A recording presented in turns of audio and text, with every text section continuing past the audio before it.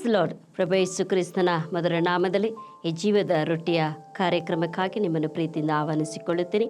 ಜೀವಕರವಾದ ವಾಕ್ಯ ಏನೆಂಬುದಾಗಿ ಈ ಸಮಯದಲ್ಲಿ ನಾವು ನೋಡಿಕೊಳ್ಳೋಣ. ಕೀರ್ತನೆ 55ನೇ ಅಧ್ಯಾಯ 22ನೇ ವಾಕ್ಯವನ್ನು ಓದಿಕೊಳ್ಳೋಣ. ನಿನ್ನ ಚಿಂತಾಭಾರವನ್ನು ಯೆಹೋವನ ಮೇಲೆ ಹಾಕು, ಆತ ನಿನ್ನನ್ನು ಉದ್ಧಾರ ಮಾಡುವನು, ನೀತಿವಂತನನ್ನು ಎಂದಿಗೂ ಕದಲಗೊಡಿಸಾನು ಎಂಬುದಾಗಿ. ಹಲ್ಲೆಲೂಯಾ. ದೇವರ ನಾಮಕ್ಕೆ ಮಹಿಮೆ ಉಂಟಾಗಲಿ. ನಮ್ಮ ದೇವರಾದ ಕರ್ತನು ಆತನು ದೊಡ್ಡ ದೇವರು. ದಾವೀದನು ಹೇಳುತ್ತಾನೆ, ನಾನು ಆರಾಧಿಸುವ ದೇವರನ್ನು ಎಂಥವರಾಗಿದ್ದಾರೆ ಎಂಬುದಾಗಿ ನಾನು ಬಲ್ಲವನಾಗಿದ್ದೇನೆಂಬುದಾಗಿ. ಈ ಲೋಕದಲ್ಲಿ ಅನೇಕ ಜನರು ತಾನು ಆರಾಧಿಸುವ ದೇವರು ಯಾರೆಂಬುದಾಗಿ ತಿಳಿಯದೆ ಆತನ ಎಂಥ ಶಕ್ತಿಯುಳ್ಳವರು, ಎಂಥ ಪರಾಕ್ರಮವುಳ್ಳವರು, ಎಂಥ ಜ್ಞಾನವುಳ್ಳವರು, ಎಂಥ ಬಲವುಳ್ಳವರು, ಎಂಥ ಶಕ್ತಿಯುಳ್ಳವರು, ಆತನು ಯಾರೆಂಬುದಾಗಿ ತಿಳಿಯದೆ ಅವುಗಳನ್ನು ಹಿಂಬಾಲಿಸುತ್ತಾರೆ. ಆದರೆ ಇಲ್ಲಿ ಕರ್ತನ ವಾಕ್ಯ ಹೇಳುತ್ತದೆ, ನಿನ್ನ ಚಿಂತಾಭಾರವನ್ನು ಯೆಹೋವನ ಮೇಲೆ ಹಾಕು ಎಂಬುದಾಗಿ. ಹಲ್ಲೆಲೂಯಾ. ನಮ್ಮ ದೇವರ ಒಂದು ಗುಣಾತಿಶಯ ಏನಂತ ನೋಡುವಾಗ, ಯಾವ ಮನುಷ್ಯನು ಯಾವ ಕುರಿತಾಗಿ ಚಿಂತಿಸುತ್ತಾನೆ, ಯಾವುದನ್ನು ಕುರಿತು ಆಲೋಚಿಸುತ್ತಾನೆ, ಯಾವುದನ್ನು ಕುರಿತು ಅವನು ಬೇಜಾರಾಗಿದ್ದಾನೆ, ಸುಸ್ತಾಗಿದ್ದಾನೆ, ಸಂಕಟವಾಗಿದ್ದಾನೆ ಎಂಬುದಾಗಿ ನಮ್ಮ ದೇವರು ತಿಳಿದುಕೊಳ್ಳುವಂಥ ದೇವರು. ಉದಾಹರಣೆಗೆ ನಾವೇ ಮನೆಯಲ್ಲಿರುವಾಗ, ಕುಟುಂಬವಾಗಿರುವಾಗ, ಗಂಡ ಹೆಂಡತಿ ಮಕ್ಕಳು ನಾವು ಇರುವಾಗ, ಏನೋ ಒಂದು ಸ್ವಲ್ಪ ಬೇಜಾರಾಗಿರುವಾಗ ಅವ್ರನ್ನ ಹೋಗಿ ವಿಚಾರಿಸ್ತೀವಿ, ಯಾಕೆ ಮುಖ ಸಪ್ಪಗಿದೆ, ಯಾಕೆ ಬೇಜಾರು ಮಾಡ್ಕೊಂಡಿದ್ಯಾ, ಏನಾಯ್ತಂತ ಅನೇಕ ಪ್ರಶ್ನೆಗಳನ್ನು ಕೇಳಿ ಅವರ ಕುರಿತಾಗಿ ನಾವು ಚಿಂತಿಸುತ್ತೇವೆ, ಯೋಚಿಸುತ್ತೇವೆ. ಆದರೆ ನಿಮ್ಮ ಸೃಷ್ಟಿಕರ್ತನು, ನಿಮ್ಮ ಯಜಮಾನನು, ನಿಮ್ಮನ್ನು ರೂಪಿಸಿದಂಥ ಕರ್ತನು ನಿಮ್ಮನ್ನು ಕುರಿತು ಬಹಳವಾಗಿ ಚಿಂತಿಸುವಂಥ ದೇವರಾಗಿದ್ದಾರೆ. ಅದಕ್ಕೆ ಇಲ್ಲಿ ಭಕ್ತನು ಹೇಳುತ್ತಾನೆ, ನಿನ್ನ ಚಿಂತಾಭಾರ ಯೆಹೋವನ ಮೇಲೆ ಹಾಕು, ಆತನು ನಿನ್ನನ್ನು ಉದ್ಧಾರ ಮಾಡುವನೆಂಬುದಾಗಿ. ಅದರಿಂದ ಈ ಲೋಕದಲ್ಲಿ ಜನಿಸುವಂಥ ಪ್ರತಿಯೊಬ್ಬೊಬ್ಬರು ಕೂಡ ನಾವು ಅನೇಕ ವಿಷಯಗಳನ್ನು ಕುರಿತು ಬಹಳವಾಗಿ ಚಿಂತಿಸುತ್ತೇವೆ. ಮಕ್ಕಳಾಗಿರುವಾಗ, ಯೌವನಸ್ಥರಾಗಿರುವಾಗ ಅಷ್ಟಾಗಿ ಚಿಂತಿಸೋದಿಲ್ಲ. ಆದರೆ ಮದುವೆ ಆದ ಮೇಲೆ, ಮಕ್ಕಳಾದ ಮೇಲೆ ಅವರ ಜೀವಿತ, ಅವರ ಭವಿಷ್ಯ, ಅವರ ವಿದ್ಯಾಭ್ಯಾಸ, ಅವರ ಕೆಲಸ, ಅವರ ಜೀವಿತ, ಅವರ ಮುಂದಿನ ಭವಿಷ್ಯವನ್ನು ಕುರಿತು ಬಹಳ ಚಿಂತಿಸುತ್ತೇವೆ. ಚಿಂತನೆ ಮಾಡದೆ ಒಬ್ಬ ಮನುಷ್ಯನು ಕೂಡ ಇರೋದಕ್ಕೆ ಸಾಧ್ಯವಿಲ್ಲ. ಅದಕ್ಕಾಗಿ ಇಲ್ಲಿ ಭಕ್ತನು ಹೇಳುತ್ತಾರೆ, ನಿನ್ನ ಚಿಂತಾಭಾರವನ್ನು ಯೆಹೋವನ ಮೇಲೆ ಹಾಕು, ಆತನು ನಿನ್ನನ್ನು ಉದ್ಧಾರ ಮಾಡುತ್ತಾನೆಂಬುದಾಗಿ.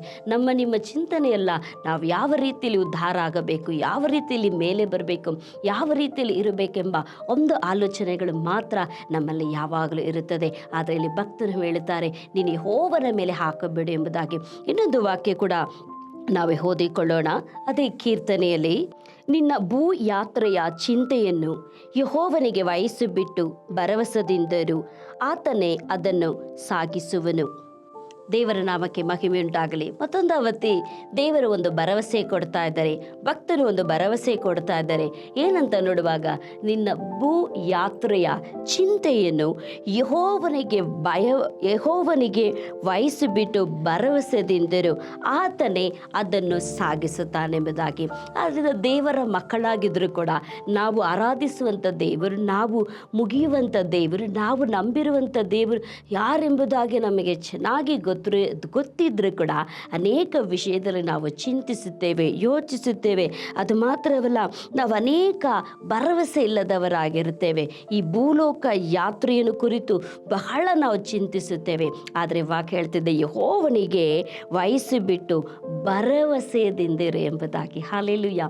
ಆದ್ದರಿಂದ ಈ ಲೋಕದ ಕ್ರೈಸ್ತರಾದಂಥ ನಾವು, ದೇವ ಮಕ್ಕಳಾದಂಥ ನಾವು, ದೇವರನ್ನು ನಂಬಿರುವಂಥ ನಾವು ಮಾಡಬೇಕಾದಂಥ ಕಾರ್ಯ, ನಮ್ಮ ಎಲ್ಲ ಚಿಂತಾಭಾರವನ್ನು ಯೆಹೋವನಿಗೆ ವಹಿಸಿಬಿಡಬೇಕು ಎಂಬುದಾಗಿ ಭಕ್ತರು ಹೇಳಿದ ಪ್ರಕಾರವಾಗಿ, ಅದೇ ರೀತಿಯಾಗಿ ನಮ್ಮ ಈ ಭೂಯಾತ್ರೆಯ ಚಿಂತೆಯನ್ನು ಯೆಹೋವನಿಗೆ ವಹಿಸಿಬಿಟ್ಟು ನಾವು ಭರವಸೆದಿಂದಿರುವಾಗ ಆತನೇ ಅದನ್ನು ಸಾಗಿಸುವಂತನಾಗಿದ್ದಾರೆ. ಅದರಿಂದ ಈ ಭೂಲೋಕದಲ್ಲಿ ನೀವು ಎಷ್ಟು ವರ್ಷ ಕಾಲ ಆಯುಸ್ಸಿಂದ ಇರ್ತೀರೋ ಅಷ್ಟು ಕಾಲ ವರ್ಷವನ್ನು ದೇವರು ಅದನ್ನು ಸಾಗಿಸುತ್ತಾರೆ, ನಡೆಸುವಂಥ ದೇವರಾಗಿದ್ದಾರೆ. ಆದ್ದರಿಂದ ನೀವು ಆರಾಧಿಸುವಂಥ ದೇವರು, ನಾನು ನಂಬಿರುವಂಥ ದೇವರು ಎಂಥ ದೇವರೆಂಬುದಾಗಿ ತಿಳಿದುಕೊಂಡು ಅವರ ಮೇಲೆ ಭರವಸೆ ಇಡುವಾಗ ದೇವರು ನಿಶ್ಚಯವಾಗಿ ನಮ್ಮನ್ನು ಆಶೀರ್ವದಿಸುವಂತರಾಗಿದ್ದಾರೆ. ಆದ್ದರಿಂದ ಈ ಸಮಯದಲ್ಲಿ ನಾವು ಕಣ್ಣುಗಳನ್ನು ಮುಚ್ಚಿ ದೇವರ ಕಡೆಗೆ ನಮ್ಮ ಯಾತ್ರೆಯನ್ನು, ನಮ್ಮೆಲ್ಲ ಚಿಂತ ಭಾರವನ್ನು ಯೆಹೋವನ ಮೇಲೆ ವಹಿಸಿಬಿಟ್ಟು ನಾವು ನೆಮ್ಮದಿಯಾಗಿ ಇರೋದಕ್ಕೆ ನಾವು ಕಲಿತುಕೊಳ್ಳೋಣ, ಪ್ರಾರ್ಥಿಸಿಕೊಳ್ಳೋಣ.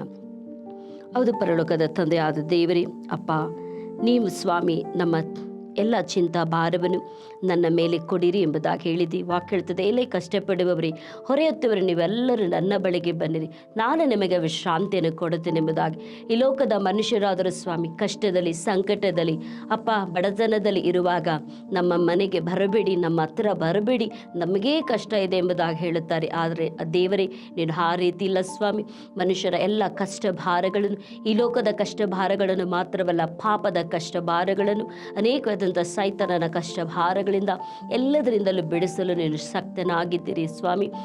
ಈ ಭೂಲೋಕದ ಯಾತ್ರೆಯ ಚಿಂತೆಯನ್ನು ನಿನಗೆ ವಹಿಸಿಬಿಡುತ್ತೇವೆ, ನಾವು ಭರವಸೆಯಿಂದ ಇಡುತ್ತೇವೆ, ನೀವೇ ಅದನ್ನು ಸಾಗಿಸುವಂಥ ಒಳ್ಳೆಯ ದೇವರೆಂಬುದಾಗಿ ಈ ದಿನದಲ್ಲಿ ನಾವು ಬಾಯಿಯಿಂದ ಅರಿಕೆ ಮಾಡುತ್ತೇವೆ ಸ್ವಾಮಿ. ನೀನು ಅದೇ ರೀತಿಯಾಗಿ ನಡೆದು ನಮ್ಮ ಎಲ್ಲ ಚಿಂತ ಭಾರಗಳ ಆಲೋಚನೆಗಳು, ಮಕ್ಕಳ ಕುರಿತಾಗಿ ಇರುವಂಥ ಎಲ್ಲ ಕಾರ್ಯಗಳಿಂದ ಸ್ವಾಮಿ ನೀನೇ ನಮಗೆ ಜಯವನ್ನು, ಮುಕ್ತಿಯನ್ನು, ಕರ್ತನ ಜಯವಾದ ಕಾರ್ಯಗಳನ್ನು ನಮಗೆ ಅನುಗ್ರಹಿಸಿಕೊಡು, ಆಶೀರ್ವದಿಸು. ಯೇಸು ಕ್ರಿಸ್ತನ ನಾಮದಲ್ಲಿ ತಂದೆಯಾದ ದೇವರೇ, ಆಮೇನ್. ದೇವರು ನಿಮ್ಮನ್ನು ಹೆಚ್ಚಾಗಿ ಆಶೀರ್ವದಿಸಿ ನಿಶ್ಚಯವಾಗಿ ನಿಮ್ಮ ಚಿಂತಾ ಭಾರವನ್ನು ಯೆಹೋವನ ಮೇಲೆ ವಹಿಸಿಬಿಡಿ, ಸಮಾಧಾನದಿಂದ ಇರಿ. ದೇವರು ನಿಮ್ಮನ್ನು ಆಶೀರ್ವದಿಸಲಿ. ಆಮೇನ್.